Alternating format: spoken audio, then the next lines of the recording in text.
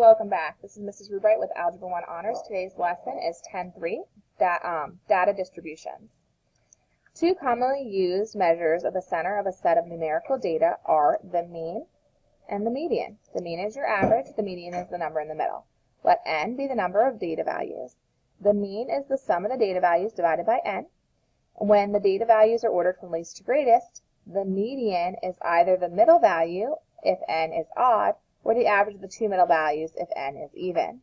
The median divides the data set into two halves. The first quartile of the data set is the median of the lower half of the data, and the third quartile is the median of the upper half of the data. Two commonly used measures of spread of a set of numerical data are the range and the interquartile range. The range is the difference between the greatest value and the least value, right, data value. The interquartile range is the difference between the third quartile and the first quartile. So you're probably thinking, what are these quartiles? Do you guys remember doing box and whisker plots? Have you guys ever done box and whisker plots? So a box and whisker plot, you are going to have your median of all the data is here. Your median of the lower half of data is here. Your median of the upper half of data is here. And then these are your whiskers. So when they're saying the quartile range, your interquartile range is here, right? Your first quartile, your third quartile is right here. So this is quartile 3, quartile 2, quartile 1, and then this is your lowest point and your greatest point, right? The least point, the greatest point, your quartile 1, 2, and 3, right? 25% of your data lies here, 25% of your data lies here, 25% of your data lies here, and 25% of your data lies here. So if you have a really long whisker, that means that you most likely have an outlier, a number that's just greater than a lot of the other ones, right? Because your whisker is only going to include 25% of your data, so if it's super duper long, that means that those data points are pretty stretched out. All right, so the April high temperatures in degrees Fahrenheit for 5 consecutive years in Boston are listed below. Find the mean, median, range, and interquartile range for this data set. All right, so the mean. Add them all up and divide by the total number of values. 1, 2, 3, 4, 5. We're dividing by 5 numbers because there are 5 values. So when I add up 77 plus 86 plus 84 plus 93 plus 90, I get 430. And I'm dividing that by 5, which gives me 86. Okay? If I'm looking for the median, I need to write the values from least to greatest. So my lowest number is 77. Then 84, 86, 90, and 93. So now they are ordered from least to greatest. I cross them out as we go, so I know that I'm not missing any of these numbers. The middle value. 1, 2, 1, 2. This is our middle value. That is our median. Find the range. 93, highest number, minus the lowest number. 93 minus 77 is going to leave me with 16. Find the interquartile range. All right, so for the interquartile range, I'm actually going to quickly just figure these points out. So if I was going to graph this thing, my lowest number is 77. My highest number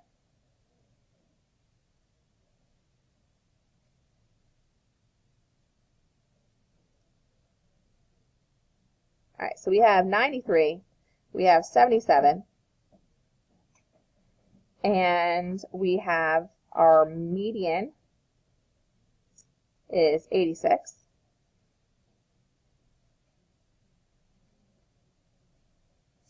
Now I need the median of this lower half. So with these two, I have to average them. What is 77 plus 84 divided by 2? 77 plus 84 divided by 2 is 80.5. So at 80.5, I have a point. And then my other one, I'm going to average 90 plus 93 and divide that in half, and I'm going to get 91.5.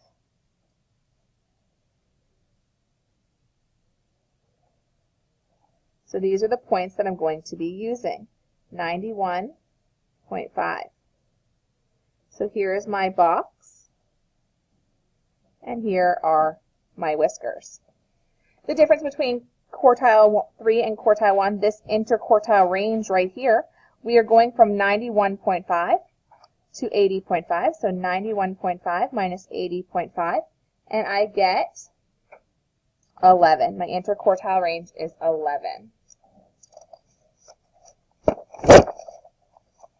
If 90 degrees Fahrenheit is placed with 92 degrees Fahrenheit, will the median or the mean change? Explain. So if I replace 90 with 92, if I replace the 90 with 92, what would happen?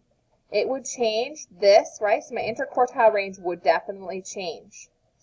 What else did it say? So it says, will the median, the number in the middle, change? No. The mean, the average, yes, it'll go slightly up, right? So the median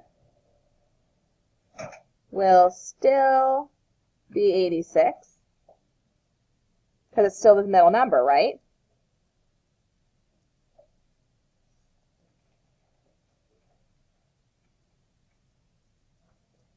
The mean would be slightly higher. Why is the interquartile range less than the range? So the interquartile range, unlike the range, the interquartile range does not use extreme values, right? It's going to take away those outliers. So the difference in values is less, because it's only looking at 50% of the data points, the 50% that are in the middle. So it's not taking into account those extreme highs or extreme lows. Standard deviation. Another measure of spread is standard deviation. It is found by squaring the deviations of data values from the mean of data values, and then finding the mean of those squared deviations, and finally taking the square root of the mean of the squared deviations. The steps for calculating standard deviation are below. So step 1, calculate the mean. Okay.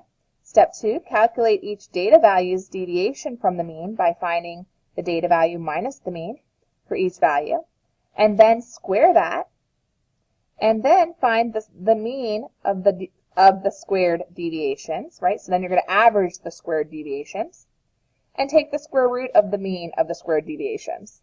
So, one step at a time. Complete the table using the fact that the mean of the data is 86. So if I had 86 minus 86, I get 0. And then I take the 0 squared, I get 0. If I took 84 minus 86, I get negative 2. And negative 2 squared is 4. If I took 93 minus 86, 7. And 7 squared is 49. If I took 90 minus 86, I get 4. And 4 squared is 16. So now I'm taking these answers and I'm adding them up and dividing by the total number of problems. 1, 2, 3, 4, 5 numbers. So I have 150 divided by 5. These average to 30. So now I have to take the square root of 30, which is approximately 5.5. So my standard deviation is 5.5.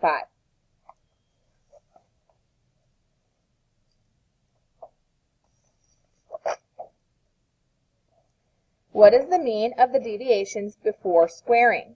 Use your answer to explain why squaring the deviations is reasonable. So it was 0.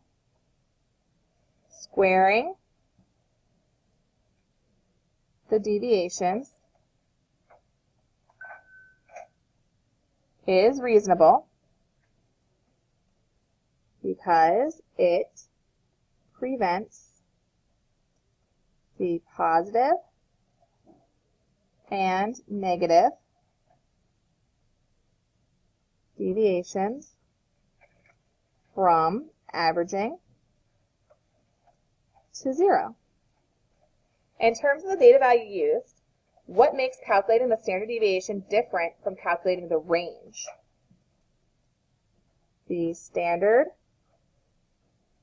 deviation uses all the data values, not just the extreme ones, not just the highest and the lowest, right? The extreme high or the extreme low. The range can be like altered because of having like one really large number that just is going to alter your data. What must be true about data sets if the standard deviation is 0? Explain. The data values must all be equal. If the mean of the squared deviations is 0, then the deviations must all be 0. So each value is equal to the mean.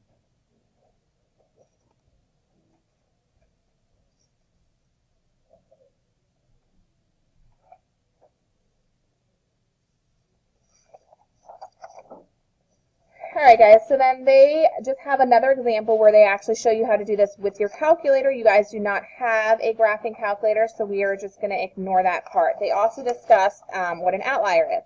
An outlier is a value in a data set that is much greater or much less than the other values. So that's that extreme high or that extreme low that we've been referring to, okay?